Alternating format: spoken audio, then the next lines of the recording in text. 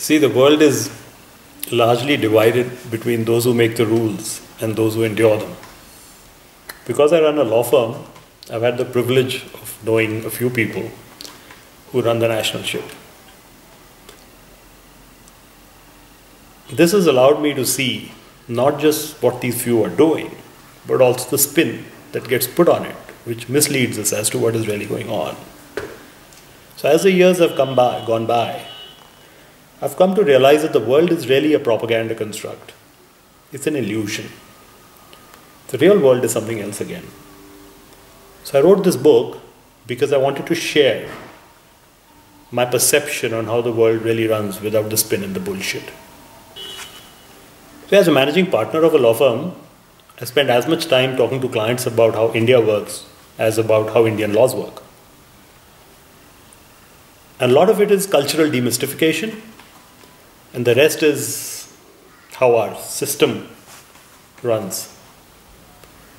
So what I'm trying to really do here is put all my understanding of our nation and the society that we have constructed in one place. So who should be reading this book? Anybody who wants to understand India should be reading this book. Anybody who wants to understand how our society is structured should be reading this book. People who want to know what goes on in the back rooms of power should be reading this book. People who want to understand what, why, and who makes our laws, with what agendas, should be reading this book. People who want to understand the impact of the laws and how they actually work in practice should be reading this book. People who want to understand where the legal world is headed should be reading this book. People who want to understand the machinations of our political constituencies, our political classes, should be reading this book. If you want to understand what's happening as a nation to us, you may want to read this book. But most of all, people who appreciate a counterintuitive viewpoint and who want to hear something other than stuff that validates them may want to check this book out. Provocative title? See, years ago, when too much plain speaking in the law firm I had just joined led to some dramatic conflicts in which I took the center stage. My managing partner, who was also my legal guru, he called me in. And he advised me good-naturedly never to call a spade because the appetite for bullshit is built into a genetic blueprint. All these years later, those words still ring in my ears. Because even today I see everybody is just steeped in unnecessary bullshit. One alternative title would be India Disrobed, but that would need a subtext. So I would say greed, sleaze, sex, lies, and the existential void in India is tryst with business, legal, and social, political destiny. Long one. The blurb at the back would probably say, 60 years after we set out on a journey at independence, what shape have we given to our society? How does our corporate world go about its business? How are our laws created and what impact do they have?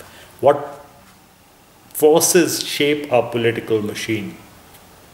How is modern India a victim of its culture and heritage? To understand some of these issues, read India Disrobed. I mean, any book is difficult to put together, but the biggest problem here is the victims I had to choose for my diabolical diatribes. When the whole world runs on bullshit, to say that this is bullshit, that is bullshit, and exclude a whole bunch of others is just unfair.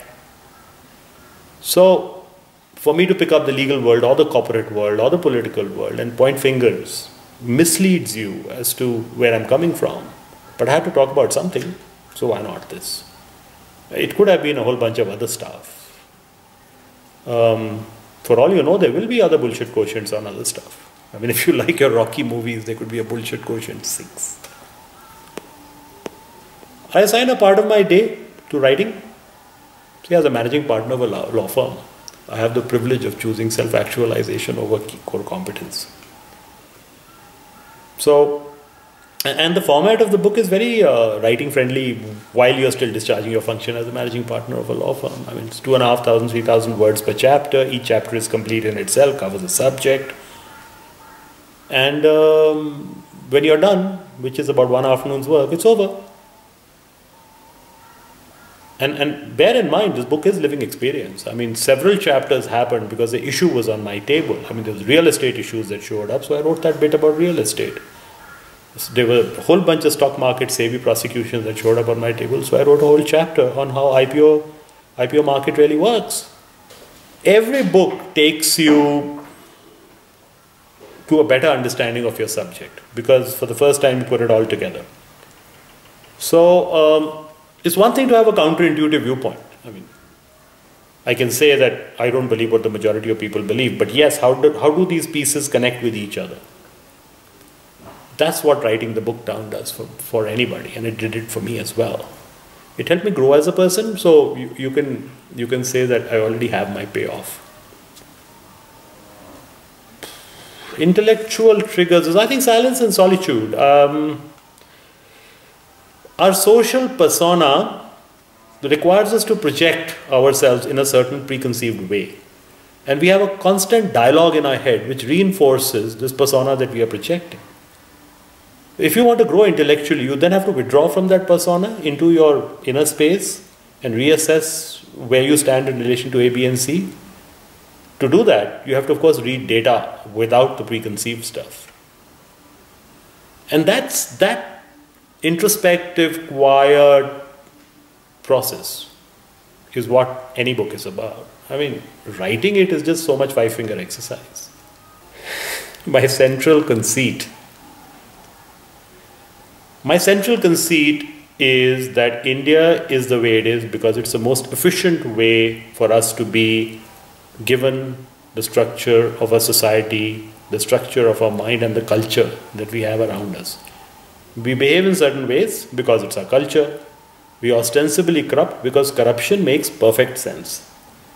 If corporate compliance is so much doublespeak, it's because no one wants it to be any different. We are contemptuous of our laws because at one level the laws are contemptible.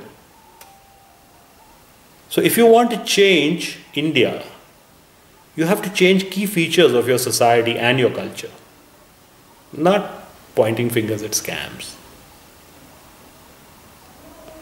Democracy tax. Yeah. How do you fund India's democracy? We don't have a legal system to pay for it in a way that reflects the reality on the ground. We are in denial that it takes absolutely vast sums of money to win an election. We are in denial that political constituencies want us to pay for the votes for perfectly good reasons, which I've explained in the book. So, in this environment, corruption is what funds our democracy. That's democracy tax. I'm fairly historical in my approach. I've drawn some parallels between what India is experiencing today and what has been experienced by other more advanced societies in the past. I do think that we will end up in where some other societies are in a more advanced stage. We are heading for a better age, but we are going to have to suffer some pain. So the smart play for us is to see what's going on today as a historical process and not as a condemnation of myself. And I think I've said that a great deal in the book. What next? I need to rewrite Winning Legal Wars. It's been 9 years since I wrote it. I've had a lot of litigation experience since. Court functioning has changed somewhat since. So there's going to be Winning Legal Wars Redux. And then, who knows, bullshit quotient 2, 3, 4, 6, 100.